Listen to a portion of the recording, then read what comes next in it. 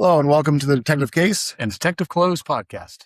We're your hosts. I'm Eric Shirley. And I'm Brian Townsend. Today's guest has done things you usually only see on TV and movies, right? Whenever we talk about homicide investigations, and you think of jail escapes and serial killers and all kinds of crazy things, huh? You bet. Yeah, if you want to introduce yourself, kind of like what you did in your career, and we'll interrupt you and ask you all kinds of crazy questions as we go. Okay, perfect. Well, my name is Mike Platte. I worked as a law enforcement officer for a little over 33 years total, primarily as a member of the Missouri State Highway Patrol. I started as a road copper for about 7.5 years. And then the rest of my 28.5 years was spent in the Criminal Investigation Division. During that time, I worked, like you say, a lot of murders, three of which were serial killers. So we worked a wide variety of cases. I was also pretty lucky in that I got to be a polygraph examiner. Took most of my training in Canada at the RCMP school in Ottawa. It's called the CPC, Canadian Police College, which was really kind of neat because that's also where they train the horses for the ride, the musical ride. So you got to see all these manners out here playing on the horses a lot of times in between classes and what have you. Maybe we jump on that though. Like, so why leave the U.S. for investigations? Because like they're known, or is it just at the closest school? Or well, it was one of the better. It's considered to be one of the top 3 schools in the world when it comes to polygraph. There's an Israeli school that's probably rated number 1.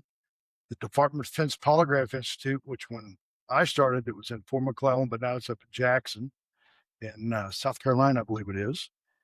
And they just decided it was also free.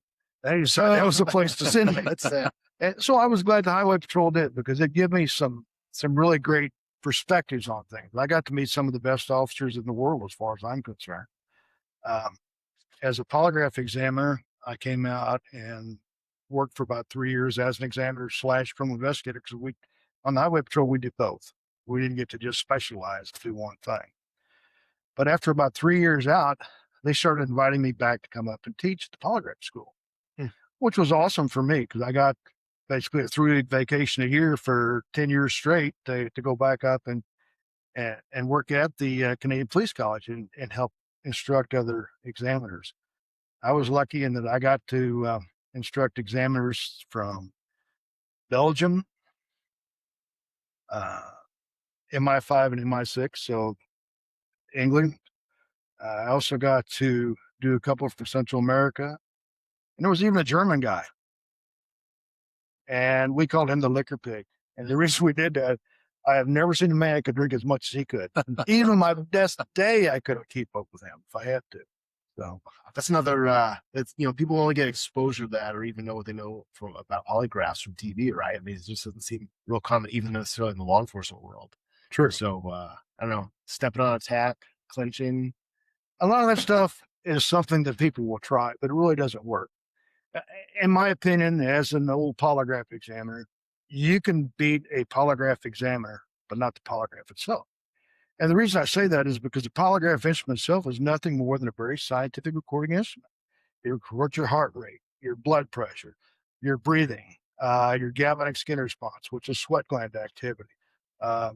Others would be plethysmograph. That's what you would see on your finger a lot of times. They'll put on the finger only. And it tracks the amount of blood that's actually going to the end of your fingertip. Under stress, lies, in other words, deception, that blood doesn't go anymore. The blood pulls back towards your core. So it's easy to read. I did not know that. There's a lot of things about polygraph that people don't know. And they can study it all day long on the internet and never come up with it. Yeah. Now, I personally have not run a test for 16 years, but I still remember some of those things. Interesting. Well, let's Missouri Highway Patrol. What made you choose that career path as a young man? Well, I first started in law enforcement career as a 21-year-old, my junior year in college at Culver Stockton College at Canton, Mo. A friend of mine, and I was working at the gas station at the time back in Hanover. I grew up mostly in New London area. And a friend of mine was a police officer in Canton that had moved down to Hannibal as a police officer there. Someone I'd met at the station, basically. And he said, You want to become an attorney. And that was my first goal in life, was I wanted to be an attorney. I wanted to be the best prosecutor going. So I thought. And I thought, you know what? That's a great opportunity. I can go up there and I can get a little firsthand experience, see how this works, and give me a great step up in my career. So I went up there and applied, and the chief of police hired me after my first interview. And I'm thinking, this is way too easy. No background investigation, no nothing. I said, oh, great. I appreciate that. I said, what do I do next? He says, well, you're going to go riding with me for an hour, and then you're going to show up for work tomorrow night at 4 o'clock. What? I'm like, wait a minute. I don't know anything about being a cop. He says, oh, just common sense stuff. I don't get to ride with anybody or anything. I don't get to at least the 120-hour course, which is what it was back in those days. Nope. We'll get to that a couple months down the road. So, you know, I get to pucker factor. I don't know what to think. You know, I'm going to be a police officer tomorrow. So they don't even let me go out and qualify with a gun, nothing. I was lucky they had guns, I guess, to get me. So I was speed 21, so it's awesome. Yeah, perfect. And I'm half educated. You know, I'm in my junior year of college. So wow, this is good. So you ride with the chief that night? No, nothing. We took a 10-minute drive. He handed me the keys and said, here you go, 4 o'clock tomorrow, buddy. 4 o'clock the next day, you show up. I showed up in uniform. Well, we, checked out some equipment and stuff like that. But yeah. And the uniform, God bless the guy that had it before me, was apparently a larger man than I was. I could take that shirt and wrap it around half and again. And I will tell you this, when I was in college, I probably weighed 255 and had a 34 waistline at that time. And I played football, so I was doing both. And doing all three, I guess, taking classes, playing football, and being a cop. So it was interesting. We got to hear about this first shift, like your first call. Like, look, come on now. My first call of all things is domestic. Yeah. 21 years old, no training. No idea what I'm doing. So I go down there to the domestic and I grab the husband and wife. I mean, they're obviously going at it pretty hot and heavy. It doesn't look like there's been any fisticuffs or anything like that. More than neighbors would call it in. So I went there and I just kind of separated them. You sit on the couch, you sit over here with me at the table, and we're going to chat. You be quiet. And before it all worked out, and I was there for about a half an hour with these people, they were both crying and hugging and kissing and making up. Oh, I'm so sorry. You were natural. I don't know about that. I was scared. I was more scared than they were. Tell them, I trust. But the worst, and I will tell you this story. When I was a city cop, the worst, absolute worst one of those domestics I got called to. Sunday afternoon, nothing's supposed to happen on Sunday afternoon, right? 2 o'clock in the afternoon, called a domestic. So I go over there. And I'm getting out of the car, and I hear this blood-awful scream coming from inside, from a female victim. So I run up to the door, don't even bother to knock or anything, go straight through the door. And when I get there, there's this gentleman, has a woman by the throat in the corner, just knocking the holy crap out of her. And I ran over and threw him in a Nelson and basically body slammed him. And I no more get up on my knees and I'm trying to cuff him. And I hear this, you can't take my man, you can't take my man. And down comes the iron skillet. Wow. And I was just lucky enough to go, and happened to block it. But that had to be the worst one I ever had. So how long did you do this? How long were you city? I was a city cop for a year and a half total. Okay. And then I graduated college. And believe it or not, I made a couple applications, not in law enforcement, because I'm still thinking at this time, I'm going to apply for highway patrol and get on. The attorney?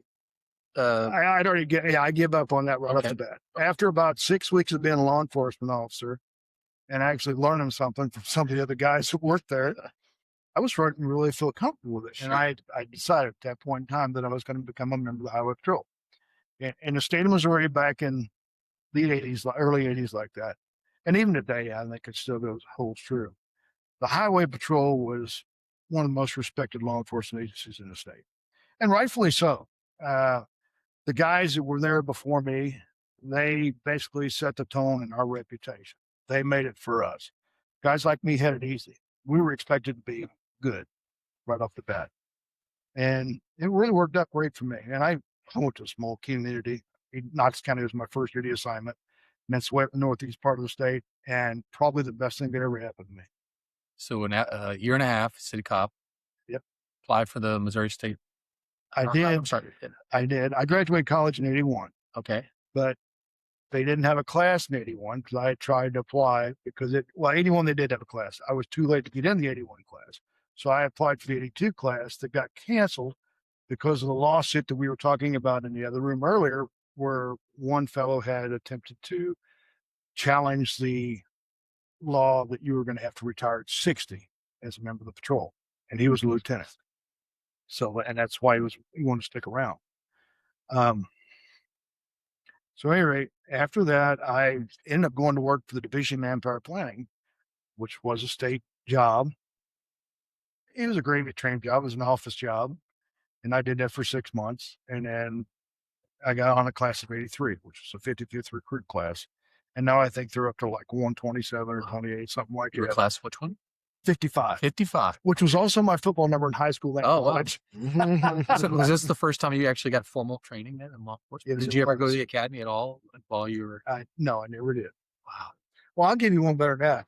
While I was working for the Manpower Plant, Division of Manpower Planning, I also worked as a chief of police, if you will, for like 2 months, just before I got hired on by the patrol. So I had my one job plus the chief of police job as well. And I basically set up the police department in Curryville, Missouri, which I know everybody knows is a beach trap now. It wasn't like that when I worked there, but anyway, it blossomed into something. So Okay, so class 55, Mhm. and first assignment is back to Northeast Missouri, which you're familiar with the area? Oh yeah, pretty Okay. much. We used to play them in high school when I was in football. Or played them in football when I was in high school, Knox County Eagles. And also, like I say, I was only living 40 miles away from Edina anyway. And my wife was from Canton. Well, she wasn't my wife at the time. We got married while I was at the academy. Talk about bad planning. It wasn't much of a honeymoon. We got married on April the 9th, and April the 10th, I'm back at the academy for the week 15 or 16, whatever it was. So at the academy, just, I don't say just, but patrol, obviously, right? Right. I was a road copper for, like I say, 7.5 years, and I made corporal for a year. Did you stay on the road as corporal? Mhm. Okay.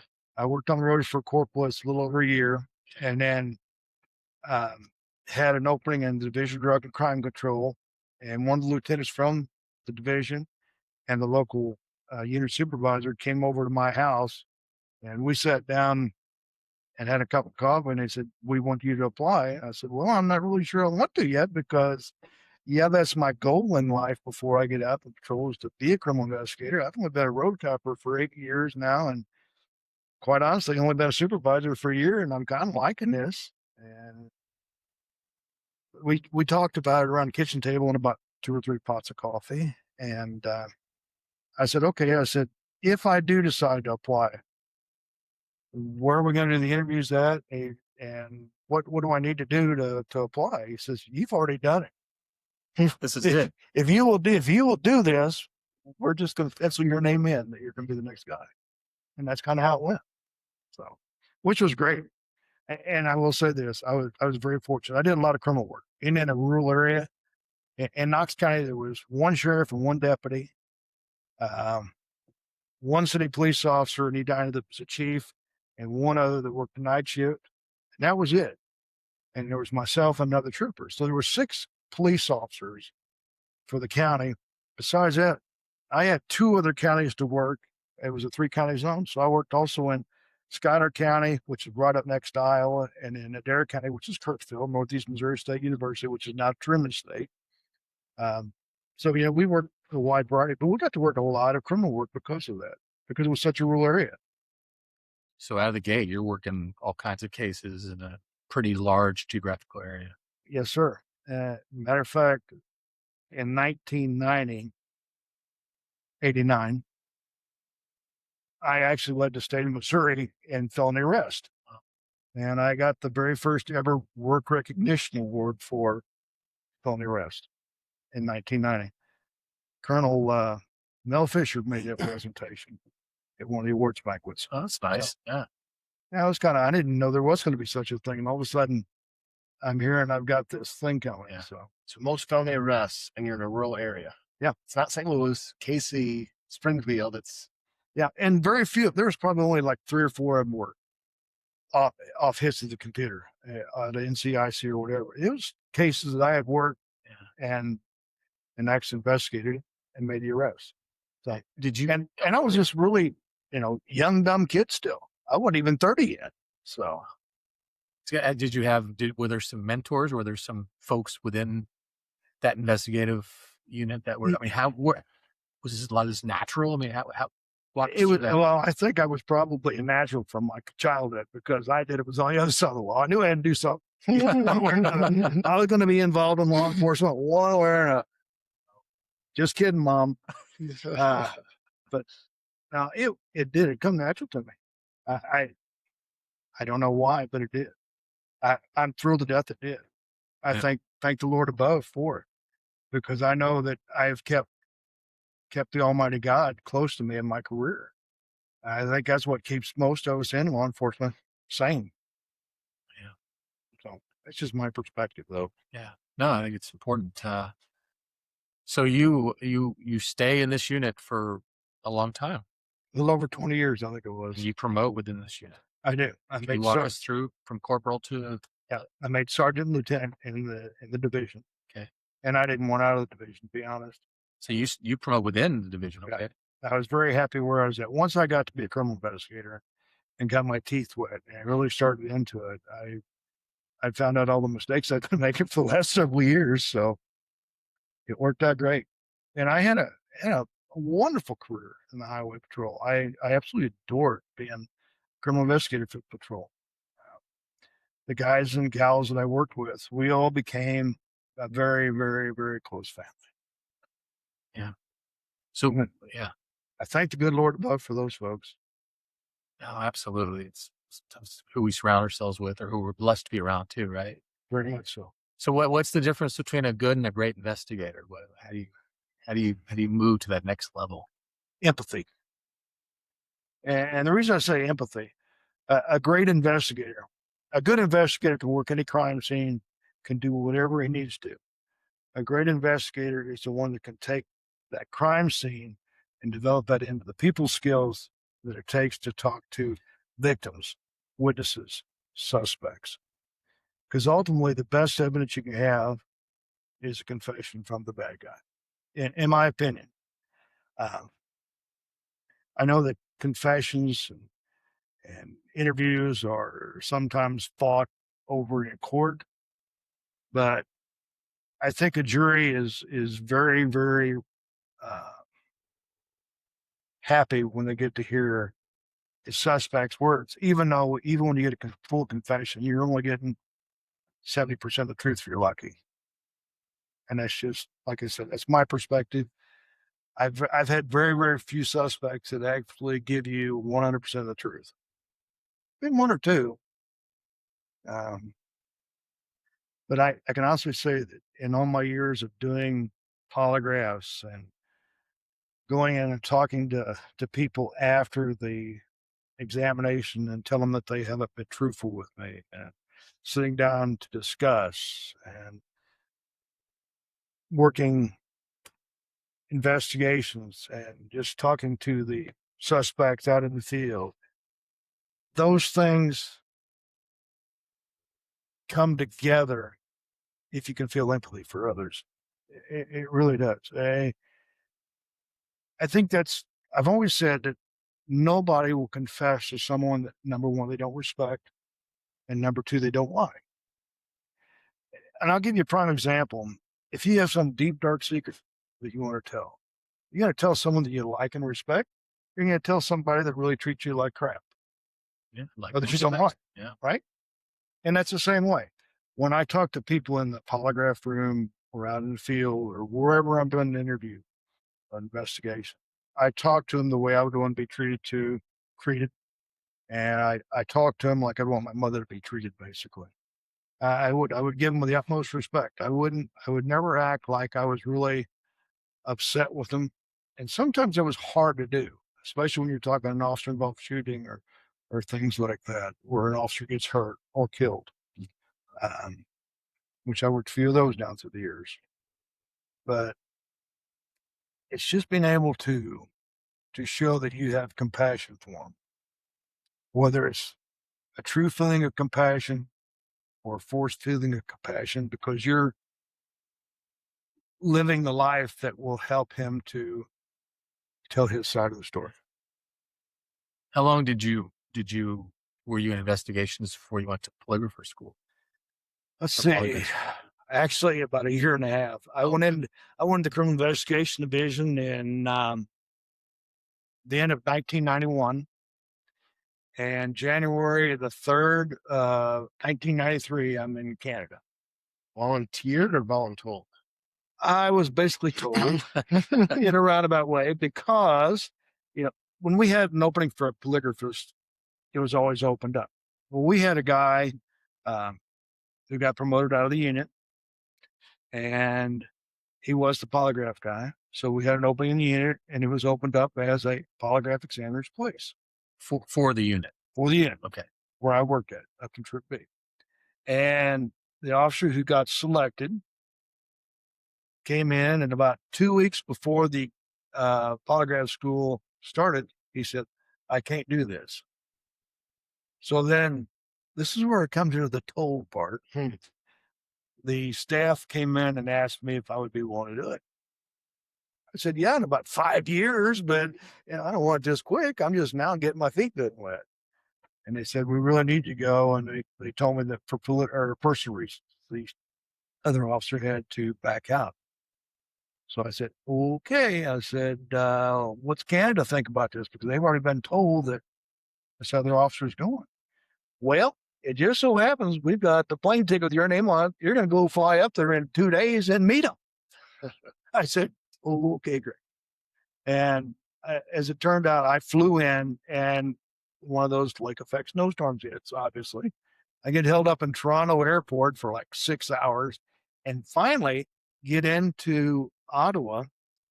It was about at 4 o'clock in the morning or something. And I'm supposed to be at this meeting at 8 o'clock the next morning at the Canadian Police College. So I check into a motel. I figure I'm going to get whatever sleep I can. Well, 7 o'clock, the phone rings. No, because I'm dead tired, sleeping. It happens to be one of the instructors at the police college. He said, you awake yet? I said, well, I got in about 4 o'clock to bed. And I said, so no. He said, I woke up a little early. He says, can we get this interview out of the way? I said, yeah. I said, you have to give me a half an hour to take a shower and get a suit on, because I got my suit and stuff with me. He says, don't wear a suit. He said, just wear your jeans, whatever you got on, whatever you brought with you for casual. I said, okay, what the heck? You might as well get the best of it. I haven't shaved for, 48 hours by now or whatever. So I went in, got to the police college show, I don't know, probably about 7:45. And he was there waiting on me. And we introduced, we talked for a little bit, and actually sat down in the break room, had coffee, and just basically shot the breeze, if you will. And I said, I hate to do this to you, but I said, can we go ahead and get upstairs or wherever we need to go and do this interview? And he said, oh, it's already done. He said, we're just having coffee now. I said, what do you mean? You've been through that before. Yeah. He said, no, this is it. He said, this is how we do it. Yeah. We want to know that you're the type of person who can talk to anybody about anything. Wow. So I said, okay. And I said, well, I'm a talker. Sounds like the interview you got to go into investigations, like pretty much. So been down that road before. Wow. So that was like on December the 30th or whatever it was. It was after Christmas, just barely. And I had to be there on January the 3rd. And I was driving a car up because I wanted to have a car while I was up there. Yeah. So it was a patrol car. It was their gas. I didn't care. Pretty much a turnaround trip. Oh, yeah. But I got home late that night, basically packed, and told my wife, I said, hey, guess what? I'm going to Canada. Wow. So, she was thrilled, by the way. I should tell you that. Oh, go ahead. Yeah. Are there other things you teach you for deception outside of like relying on technology, right? Like the machinery. Mhm. Are there other tips or tricks? Obviously, we won't give them, but like, things that you're looking for, right? Because, we always see in movies, TVs, it's like, well, every time someone lies, they look down and to the right. Or they look, That's called neural linguistics, which that is actually neural linguistics is about 75% accurate. I could tell you it's not. You can run a polygraph basically without a polygraph if you want to. Because when I talk to a lot of people, I'll reach over and grab them by the wrist. Well, what am I doing? I'm feeling their pulse, basically. You can watch by the way they swallow, eye movements. There's a lot of things that you can actually do. If a person, and I'll tell this one, I have no problem giving this little secret out. If a person lies, especially if it's a used car dealer, their pupils will expand. They will just dilate to beat the band. And again, once they come back to normal, that pupil goes down. And that's part of the fight or flight syndrome taking over. And basically, that's all it is. It's your body's reaction to a known fearful thing. And that is the truth. You ask a question, I lie to you. Now I'm in fear of whether or not that lie is going to be caught. So my body reacts. Blood pressure goes up, heart rate goes up, your palm of my hand starts sweating. Matter of fact, that was the first thing I always do when I talk to people. Reach my hand out for a handshake, and I could say, "Oh, sweaty hands." That's an indicator that we have a little stress going on. You're picking up all kinds of stuff. They say a lot of folks who go to these schools don't graduate. A lot of law enforcement. Is that a myth, or was that pretty? No, there's some truth to that. In the years that I was at the Canadian Police College, there was, I think, 3 different people that did not graduate, that they had to leave and go home because they either failed the academic courses, the academic portion of the course, or they would have some personal issues that didn't work out well for them in the polygraph suite itself. They couldn't talk to people. And how those people got selected to be there to start with, I have no idea. Because if you can't talk, you're not going to be a polygraph guy. Yeah. That's a generational problem. We have no communication. Well, if they could do it by text, they'd have it made. I'm just saying, and I ain't saying I'm as guilty about it as anybody else at some point in time. If I have something I want to get across to a friend real quick, I'll text it to him because 9 times out of 10, if I call a friend or whatever, we're going to talk on the phone for half an hour to an hour because it's not someone I see all the time. So we'll send quick text messages back and forth. The communication, the body language, the pupils, the sweaty, all these things. Obviously, you learn and you get better through time and experience. But what things did you see change though? I mean, those things don't change, right? I mean, human behavior does. But what did you see change in your long career? Oh well, I tell you what. For me, the greatest thing was all the technology that came about. Yeah, when I first started, and I told you guys this earlier on before we actually got on the air, that when I first started in the criminal investigation world, if you could find out what someone's blood type was, you had a big thing going for you. And now, you can take a speck of hair, or a little hair, or a speck of sweat, a little bit of blood that, doesn't look like anything at all, and basically tell them who their ancestors were anymore. It is just amazing the way things have progressed. DNA is phenomenal. We didn't have, when I first heard, we didn't have an ultralight source. I'd never heard of luminol. All that stuff was things that were developed in my career. And you got to see all that. Oh yeah. Wow. But then what do I know? I used to do accident reports with a big chief and number 2. I'm just saying. We didn't have computers back in those days. Every report you wrote was by hand. Then after you wrote your report, the secretary would be in there, type it away. And you're getting a pretty high volume of cases. And like you said, I mean, the most felony arrests, these aren't being handed to you. You're working these cases. So exactly. How many cases you think you worked overall investigations? I mean, just ballpark. I know that's a hard. It would be hard to even guess. I do know that I worked over 400 death investigations. Okay. And that's counting polygraph stuff too. I worked, I don't know how many child molestation cases that I assisted in more than anything because that came in with the polygraph. In my career with the patrol, I did almost 1,200 polygraph examinations. So that gives you a little bit of an idea of that amount. Plus cases I initiated or got called to assist other departments, whether it be the sheriff's office, the police department, whatever. But it had to be well over 1,000. Yeah, we'll just say a lot.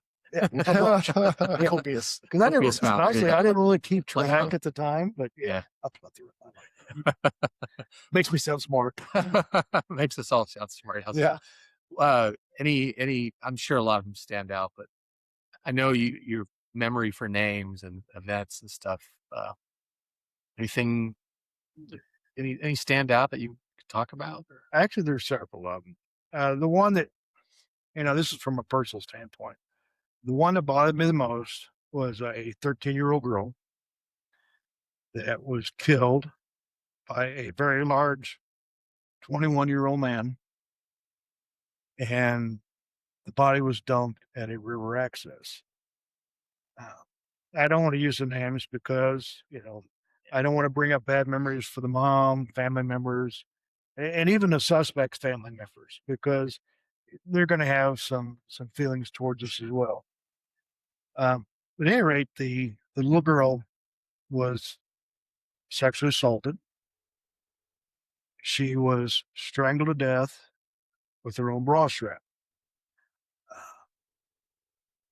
The large man, like I said, 21-year-old, probably weighed 3 1/4, I'm guessing, had taken the bra strap and put it around the young lady's neck, put his foot in the middle of her back, and pulled it up so hard and so tight that bra strap made about a 3/4 to 1 inch indentation in her neck. I mean, that bra strap was stretched as tight as it could possibly go. And the little girl, she was 13 years old, but she put up a pretty good fight. She had bumps and bruises, a cut over her right eyebrow. She did everything she could, and a lot of that occurred on the hood of his car. So the actual homicide occurred at this river access where he dumped the body at. Because you can see the swirly marks up on the hood of the car. You could see where there's a flashlight broken, and some of the pieces of it were up in the tray where the windshield wipers are. There was even some blood on the car that we found out during the course of the investigation after the fact. But that one bothered me, and bothered me for quite a while. I had a lot of dreams about it because this little girl, when I looked at her face, like I said, she was 13 years old, and her face was somewhat disfigured because of the fight that she put up. She resembled my niece to a T. Every time I looked at the body when I'm working the scene, I see my niece laying there. And it's say my blood boils and, get pumped up, and because this is something that's personal to me. And anyway, local police department had a missing person looking for a 13-year-old girl. And we got wind of that and had a discussion with the PD, and they brought a photograph out, or one of our road guys brought the photograph out, and it turned out it was her. And we asked the guys to pick up the suspect because the parent and the aunt and some others believed that this guy would be a suspect. So we had asked to have him picked up, and I was going to go and do the interview. During the course of the interview, he ended up confessing to the acts that occurred. He'd met the girl at her house. He knew the girl before because he worked for her mother. Her mom owned a pub, if you will, and he used to go in, work there, and a lot of times he would go in when he was off, have a cold one. Well, the night of the abduction, sexual assault, and homicide, he had stopped by and saw that the girl's mom was there. And she had made a statement that she was going to have to close the bar up that night because someone didn't show up for work or whatever. And that was probably around 10-ish, I'm thinking. And he went to her house and basically abducted her from there. There was a fight there because on the way out, he carried her out. On the way out, she hit her head on the door frame, and he threw her in the car and away they went to the river access about 7 or 8 miles away. So that's where the deadly acts occurred. He confessed all of it. And he ended up getting the death penalty before it was all said and done.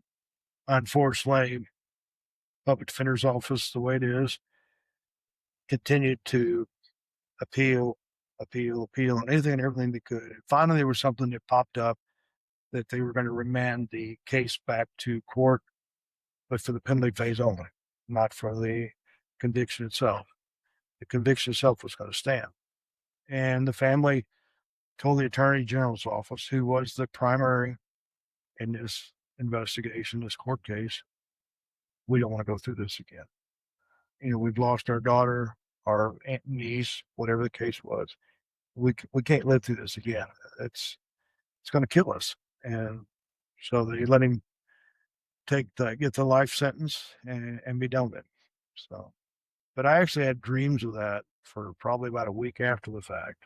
So, and after that, I told myself, I said, Mikey, I said, this isn't healthy for you. You got to give this up. You got to put this behind you and go on to the next cases that we're going to have.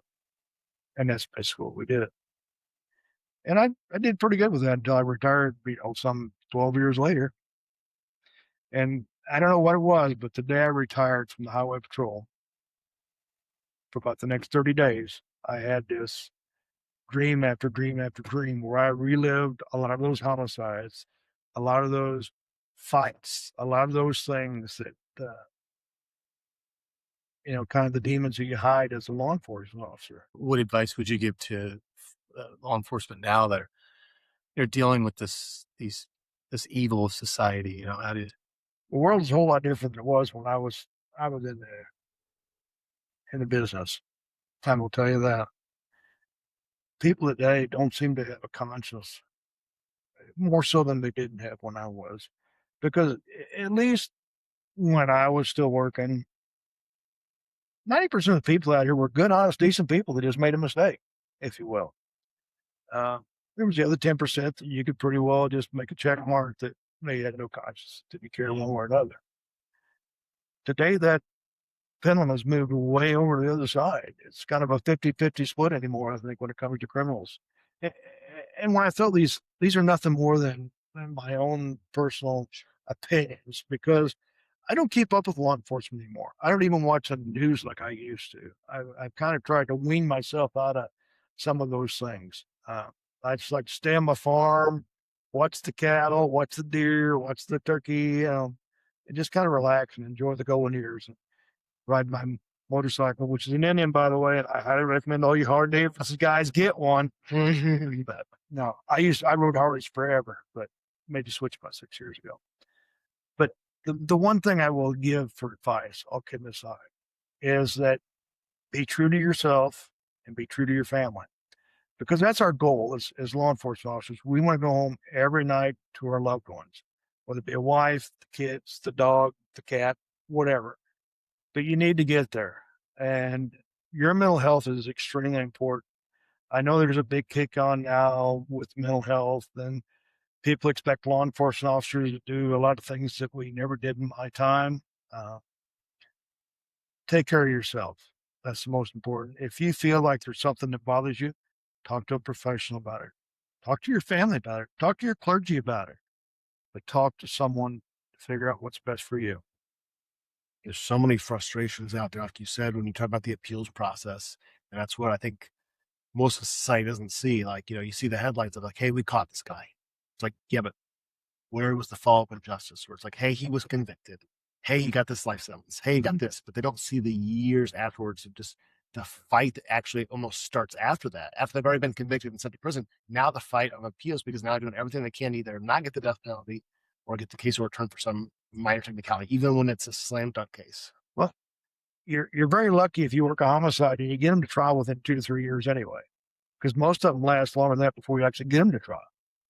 Once you get your conviction, if you get that death penalty or whatever, you're looking at a minimum of 14 or 15 years before that death sentence is actually carried out. Because every attorney will try every trick in the book they know to get this brought back into court to get the death penalty off the table. And to be quite honest, a lot of the families, once it goes back for the trial or for the penalty phase only, they don't want to live through it themselves because they've been punished enough. They've lost their loved one. And now you're asking us to relive that loss of the loved one. And it's just as hard on law enforcement officers as it is the family, I promise you. Because I don't think there's a family out here that we didn't in some way get personally involved with the victim's family. Matter of fact, I've received Christmas cards for years and years from some of the victim's family members. And I think the word is closure, right? Everyone's seeking closure all the time, whether it's the family or the victim or the detective law enforcement officer. And you can never have that because there's always this little thing of like, well, maybe I can get off from this way. Or maybe I can bring this back up now. It's true. It really is. And no matter how hard law enforcement tries to dot the I's and cross the T's, there's always going to be something that an armchair quarterback who studies something for 7 years or 7 months or whatever the case is can find something.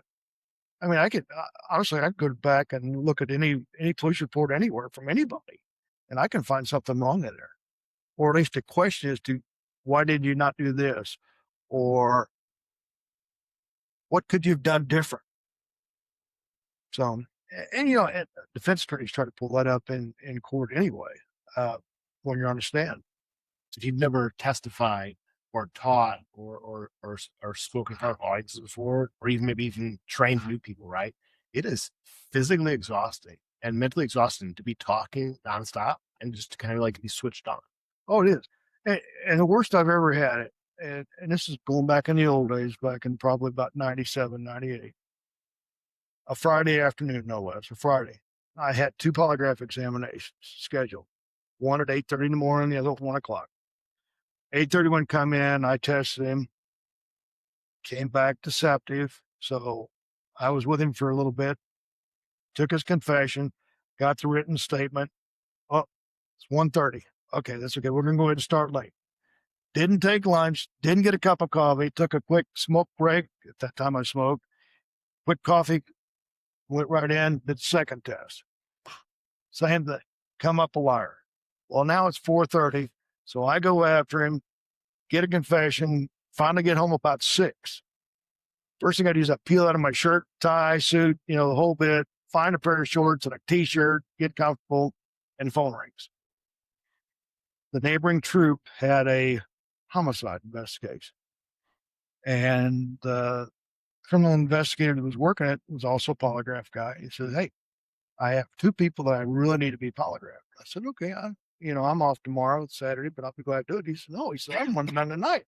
I said, "Bruce," I said, "I've already done 2 tests today with 2 confessions, and I just got home." He said, "I heard you go 42. That's what I called it." 42, by the way, is, for those of you who don't know, is ending tour of duty. I'm going off work now. So I said, "All right." I said, "Give me half an hour. I'm going to take a shower, get dressed again, put on a clean suit and everything, go back in my polygraph, and I'll head over." And I had about an hour drive to get where we were going because I did it at the local sheriff's office with the investigation. Had 2 guys. One of them was the main suspect, and the other one was kind of thought maybe he was around or at least knew of beforehand. And lo and behold, first guy, he is the one, no doubt in my mind. I test him, blew the charts up. I went after him for about 2.5 hours, and he decided to lawyer up at that point in time. So I was done. He didn't confess. He left. I said, "I got to have a snack before I try to test this next guy." And I tested the next guy. I got my snack, tested the next guy. He was a liar. Went after him for about 15 minutes, and he gave it up that he knew what was going to happen before it happened. So I got his written confession and everything, and by now it's almost midnight. I said, "Can I go home now, boys? Please, I'm tired." He said, "We'll put you up in the motel." I said, "No, I want to go home, my own bed. It's only an hour away." But that was the longest day of my career. as far as I'm concerned, because that's mental. I mean, it's mental for, full polygraph examinations the other day. That's unheard of. Nobody in the right mind would do that. Yeah, one Yes. question we sometimes ask when we do leadership training is what would you tell your younger self if you had a do-over, if you had a time machine? You have a lot of experience, you've learned a lot, and you've shared a lot. But if you could go back and talk to young Mike, what would you tell Don't do it. him? No, all kidding aside, I absolutely adored my career. Adored my job. Matter of fact, I adored it so much that after I retired from the Highway Patrol, I was actually retired for 3.5 years. And then the local city where I lived at the time had an opening for the assistant chief of police. I thought, cupcake job. I can go back and visit with people and be a copper again for a little bit. And I ended up going back to work, got the job. Went back to work as a assistant chief of police. I was also the criminal investigator, having had the job for X number of years and everybody knowing that. So I became the criminal investigator.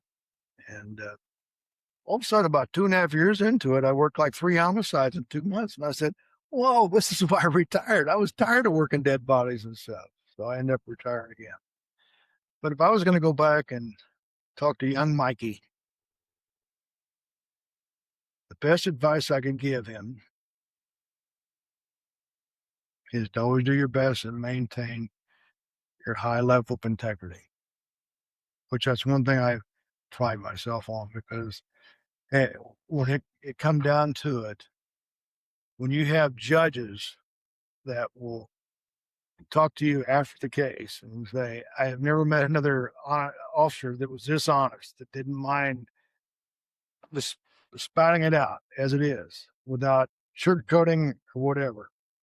When you screwed up, which I did occasionally, you admitted to it freely. I said, well, yeah, we're all human. We all make mistakes. And in this particular case I'm talking about, I had taken a confession from a guy, had it on audio tape. Perfect. Defense attorney, of course, wants a copy of it, and everybody else. So we had a dubber, and I made like 4 copies. Well, somehow in the mix of that, I have 5 blank tapes now. So I erased the original, didn't have a backup, and that's all I can say was I made a mistake. I'm the one that dumped him. I know it worked because that's how I wrote my report. I re-listened to that confession, and that's how I wrote my report at the time. So, but no, I would just tell him, stay true to yourself and stay within your rights or within your capabilities, because I know that I pushed the envelope several times where we legitimately worked. I think it was 42 hours straight without even a 5-minute nap in there. And I wasn't doing myself any good or the investigation any good at that point in time. Having said that, we got the bad guy in custody and he confessed, but before we headed home. But it was about 42 hours from one time I saw the pill until the next. Wow. So, but I love the job. The only thing I would tell myself is I'd go back even a couple of years earlier.